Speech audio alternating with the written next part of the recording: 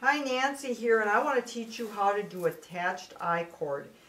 I-cord is very, very versatile, and it's great for putting borders on things. I made a Fair Isle pillow and I put a border of I-cord around it.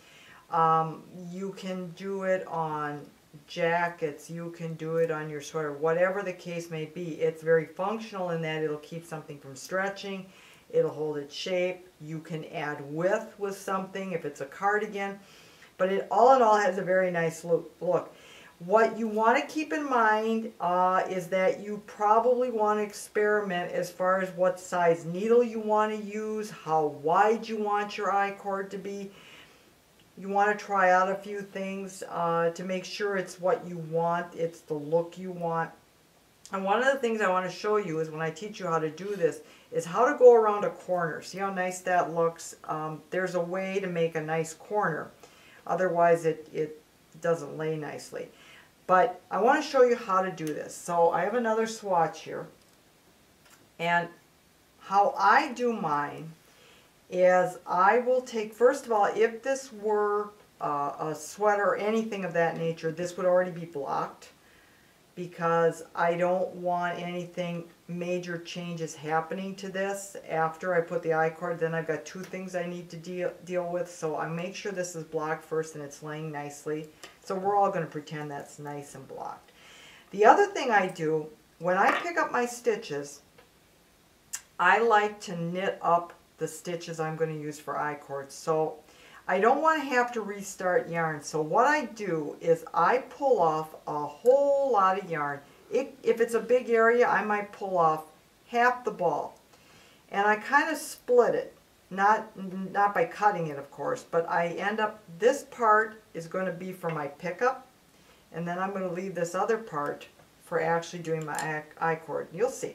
Okay. So how you want to start this is I'm going to go across, we'll start at the bottom here and I'm going to pick up. Now these are rows here, so I can pick up every stitch along these columns here, along my stitch heads, is what I should have said. These are stitches, not rows. I'm going to pick up my stitches here. So we're just going to go in, for the sake of demonstration, I'm just going to go in part of the way. So I'm going to go right through the center. Bam, right in the center of that stitch, and I am going to pick up and knit. I'm going to try to. How about that? Okay, there we go. Okay, so I'm going to go along here, and I can pick up each one here.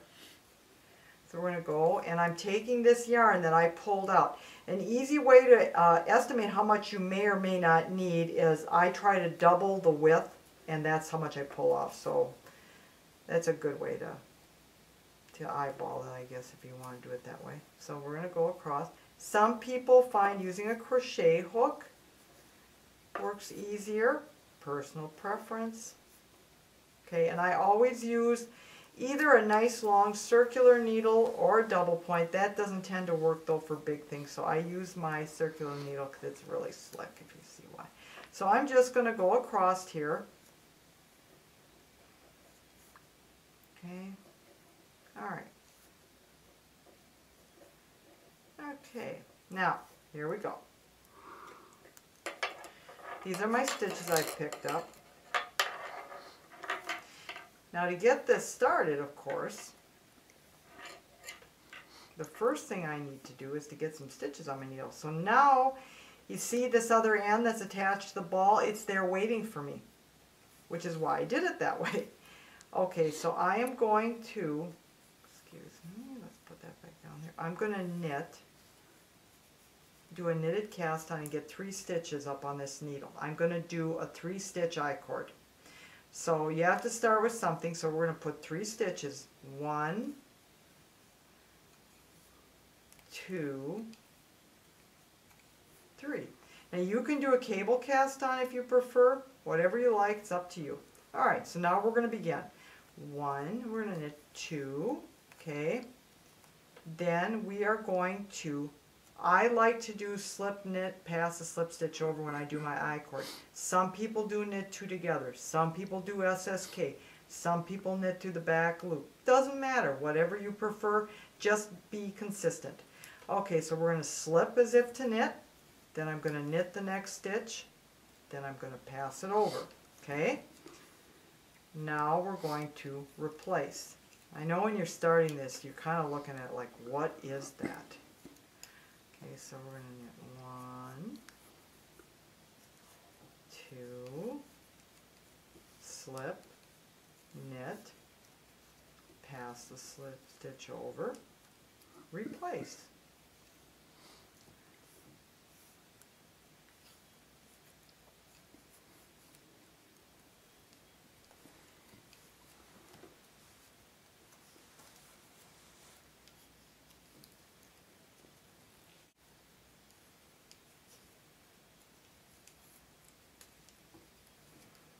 Okay, so we're coming down to the end of this row here. And we have a corner we need to go around. And I'm going to show you how we deal with that.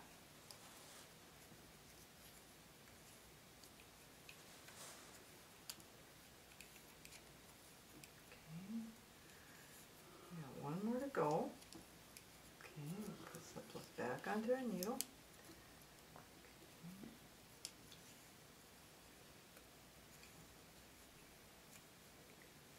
I use attached I-cord a lot.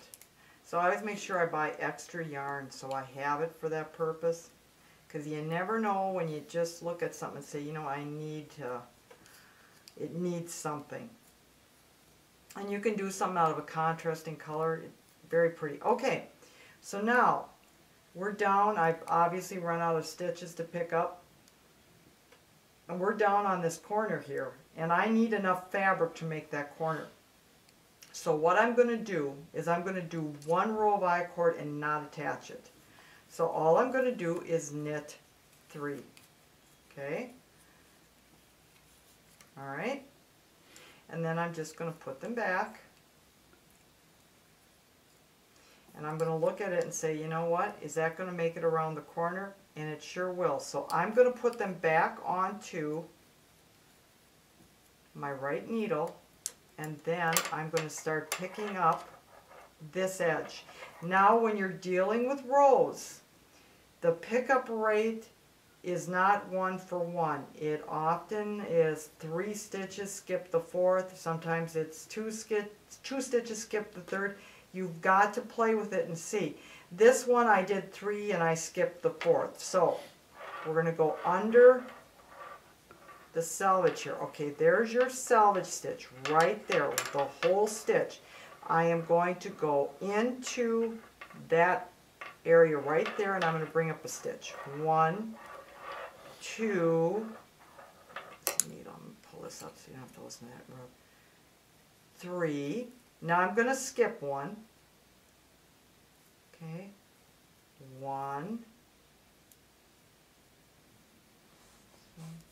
Get it right there. 1, 2, 3. Okay. Alright, so now I'm going to slide this back because you know I have enough yarn here to do the pickup. No problem. Alright. I'm going to get these stitches right where I want them to be. So now I've already done my free row that is not attached. So now I'm back into attaching my I-cord. So 1, 2, skip, or slip, I'm sorry, knit the next one, pass it over, and I'll take it up just a little ways here so that we can be confident that it made that corner. It's not tugging, it's not pulling.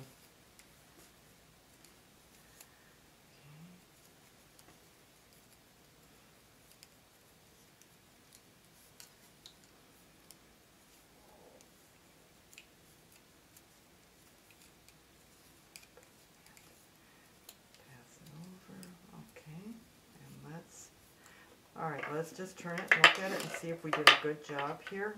Again, I apologize for my needle banging around here. Yeah, that looks very nice. I'll pull my needle out here so you can see what I did here. See, it made the corner nicely. We had plenty of fabric. And if it doesn't, you might have to run an extra row. It doesn't really matter. You can't really notice it, but you want to hug that corner nicely and make a nice slope. And that's how you do attached I-cord.